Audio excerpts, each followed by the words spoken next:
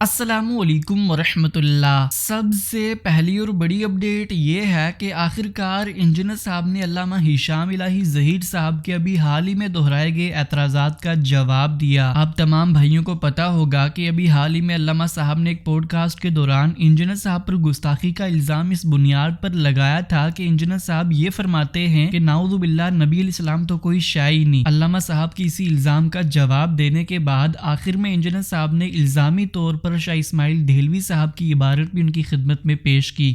جھوٹا الزام نمبر 3، وہ وہابی مولانا کہتے ہیں کہ جی اس نے کہا ہے کہ نبی تو شاہی کوئی نہیں، بولے اعوذ باللہ تعالیٰ، اور میں نہیں کہا، میں کہا میں نبی سا ہے ہی کوئی نہیں، تیرے بابے تھے شاہی کوئی نہیں، میں کیا ہاں سمجھ لگی ہے؟ اچھا یہ بات کرنے کا مقصد کیا ہے ان کا؟ مقصد صرف یہ ہے کہ کوئی بریلوی میرے اوپر چڑھا دے۔ نہ بریلوی کی تو چڑھنے سن، بریلوی اللہ کے فضل اپنے بزرگان دین کو چھوڑ کے تھے اٹیچ ہو چکے۔ آپ ریئل ٹائم ادھر ماشاءاللہ 200-250 لوگ موجود ہیں، مجھے بتائیں کتنے اس دعوت حق پہ آنے سے پہلے کسی زمانے میں بریلوی رہے ہیں؟ ذرا ہاتھ کھڑا کریں۔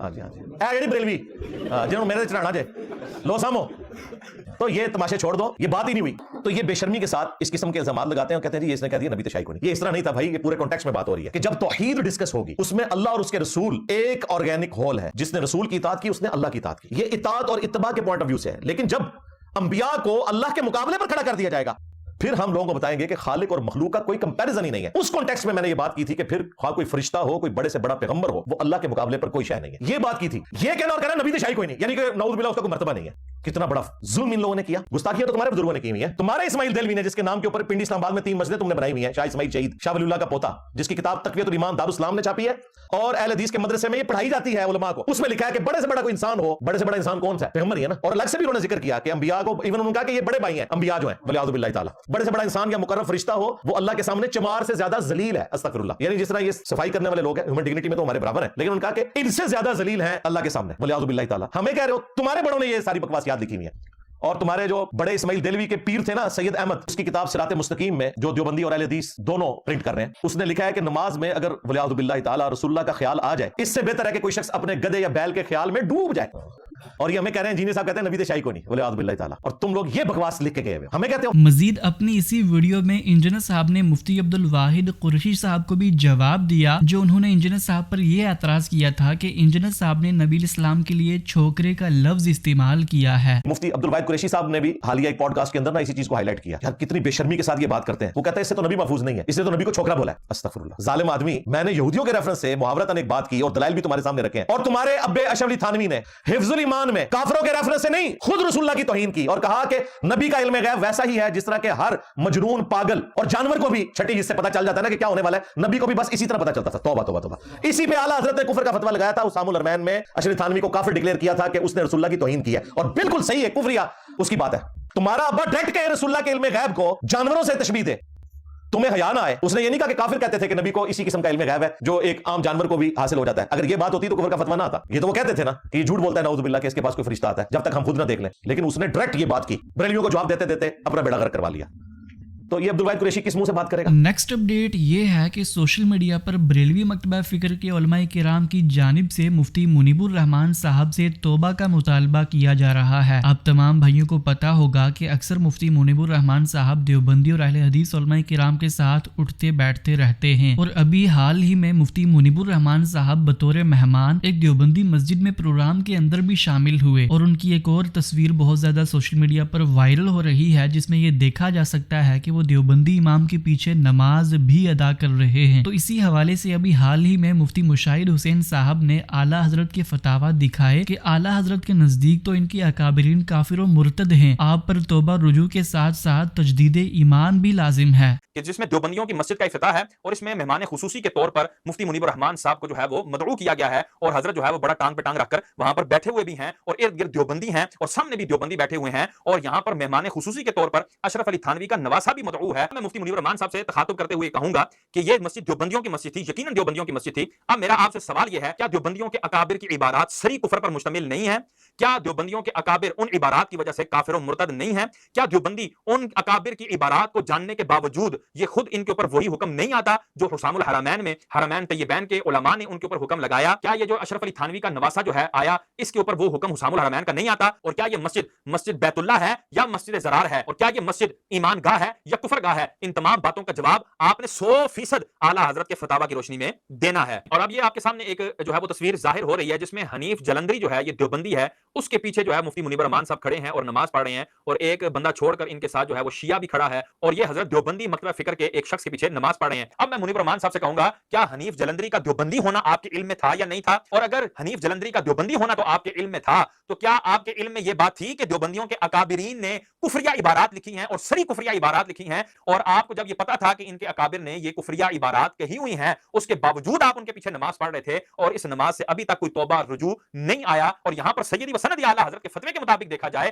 تو فقط آپ پر خالی توبہ اور رجوع لازم نہیں ہے بلکہ تجدید ایمان بھی لازم ہے کہ سیدی اعلیٰ حضرت کا فتویٰ بالکل واضح موجود ہے۔ نیکسٹ اپڈیٹ یہ ہے کہ ریسنٹلی مفتی طارق مسعود صاحب نے اپنے ایک پروگرام کے دوران بدعت پر گفتگو کرتے ہوئے یہ بیان کیا کہ ائمہ اربعہ کے مقلدین میں بدعت زیادہ پائی جاتی ہیں بنسبت اہل حدیثوں کے۔ جو لوگ ان ائمہ کے متبعین ہیں نا، امام حنیفہ کے یا امام مالک کے، امام احمد بن حنبل کے یا امام شافعی کے، ان میں ایک فالٹ ہے، ان میں اکثریت میں ایک فالٹ ہے، اور یہ گراؤنڈ ریالٹی ہے۔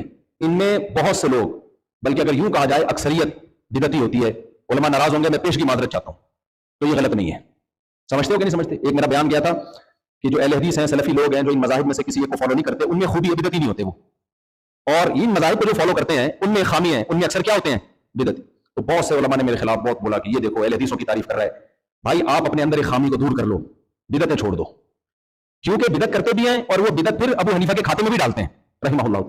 میں تو دنیا میں گیا ہوں، ترکی میں ایسی ایسی بدعتیں دیکھی ہیں، علمان والحفیظ، جب ان سے کہا جاتا ہے یہ کیا کہتے ہیں ہم حنفی ہیں، ابے بھائی حنفی ہو تو امام حنیفہ نے کب ان بدعتوں کا کہا ہے؟ امام حنیفہ تو وہی بات کریں گے نا جو قرآن و سنت کی ہوگی بات۔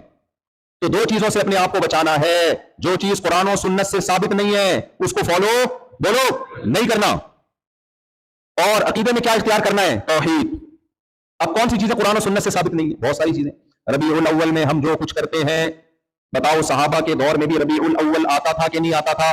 نیکسٹ اپڈیٹ یہ ہے کہ ریسنٹلی سوشل میڈیا پر انجینئر صاحب کے حوالے سے یہ بیان کیا جا رہا ہے کہ انجینئر صاحب نے امام ابو حنیفہ رحمہ اللہ کی توہین کی ہے۔ اب تمام بھائیوں کو اگر یاد ہو تو ابھی حال ہی میں انجینئر صاحب نے یہ فرمایا تھا کہ امام ابو حنیفہ رحمہ اللہ نبی الاسلام کے والدین کے حوالے سے یہ بھونک کر گئے ہیں کہ نبی الاسلام کے والدین نعوذ باللہ کفر کی حالت میں مرے۔ انجینئر صاحب کی اسی بیان پر مفتی راشد محمود رضوی صاحب نے اپنے تحفظات کا اظہار کیا اور یہ فرمایا کہ الفقہ الاکبر کی جو عبارت امام ابو حنیفہ کی طرف منسوب کی جا رہی ہے اس کے حوالے سے اعلیٰ حضرت پہلے ہی یہ لکھ چکے ہیں کہ وہ ان کی طرف غلط منسوب کی گئی ہے۔ الفقہ الاکبر جس میں لکھا ہے کہ رسول اللہ کے ماں باپ کفر کی حالت میں مرے، نعوذ باللہ۔ ہاں، ملا علی قاری نے باقاعدہ دفاع کیا ہے کہ ہمارا امام صحیح بھونک کے گیا تھا، کہ ہمارا امام صحیح بھونک کے گیا تھا۔ اعلیٰ حضرت امام اہل سنت اشاعرہ امام احمد رضا خان محدث بریلی رحمۃ اللہ تعالی اپنے فتاوی رضویہ شریف کی جلد نمبر 28 کے صفحہ نمبر 444 پہ لکھتے ہیں، میں ترجمہ پڑھ دیتا ہوں کہ اور فقہ اکبر میں جو ہے کہ حضور صلی اللہ علیہ وآلہ وسلم کے والدین نے حالت کفر میں انتقال کیا تو یہ مصنف فقہ اکبر امام اعظم پر دسیسہ کاری ہے۔ اعلیٰ حضرت امام احمد رضا محدث بریلی رحمۃ اللہ تعالی واضح دو ٹوک الفاظ میں لکھ رہے ہیں کہ امام اعظم ابو حنیفہ رحمۃ اللہ کی جو کتاب الفقہ الاکبر ہے اس کے اندر لوگوں نے اپنی طرف سے چیز ملائی اور اس کے اندر دسیسہ کاری کی گئی، فریب کاری کی گئی ہے، اور اس کے بعد نسخوں کے اندر یہ چیز ایڈ کر دی گئی ہے۔ حقیقت میں امام اعظم ابو حنیفہ رحمۃ اللہ کی وہ عبارت لکھی ہوئی نہیں ہے۔ نیکسٹ اپڈیٹ یہ ہے کہ ریسنٹلی حافظ محمد زبیر صاحب نے حسن الیاس صاحب کی اس وائرل سٹیٹمنٹ پر جواب دیا جو حسن الیاس صاحب نے یہ فرمایا تھا کہ دین پورا کا پورا قرآن اور سنت کے اندر مکمل ہے، اگر حدیث کی کتابیں نہ بھی ہوتی تب بھی پورا کا پورا دین مکمل ہونا تھا۔ حافظ صاحب نے یہ فرمایا کہ قرآن تو دو گتوں کے درمیان محفوظ ہے لیکن سنت حدیث کی کتابوں کے بغیر ویریفائی نہیں کی جا سکتی۔ اگر آپ یہ کہتے ہیں کہ سنت اجماع اور تواتر کے ذریعے منتقل ہوئی ہے تو اجماع اور تواتر کے ذریعے تو بدعات بھی منتقل ہوتی ہیں، تو ہم کیسے ویریفائی کریں گے کہ سنت کیا ہے اور بدعات کیا ہیں؟ تو گویا حدیث کی اہمیت اس لحاظ سے بڑھ جاتی ہے کہ اس کے اندر سنت کا بیان ہے، یعنی سورس آف شریعہ حدیث کی کتابوں میں، تو حدیث کی کتابوں کی اہمیت تو بڑھ گئی، ٹھیک ہے۔ اب یہ کہتے ہیں کہ نہیں حدیث کی کتابوں میں نہیں ہے سنت، سنت کہاں پر ہے؟ وہ سوسائٹی کے عمل میں ہے۔